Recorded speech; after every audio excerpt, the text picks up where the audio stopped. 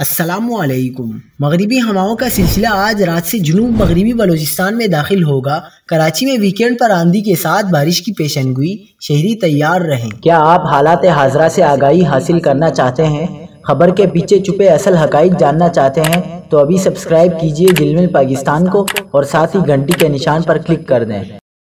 آپ کو بتاتے چلیں کہ سندھ کے سب سے بڑے شہر کراچی اور جامشورو کے کچھ حصوں میں ہفتے اور اتوار کو آندھی اور گرج چمک کے ساتھ بارش کا امکان ہے۔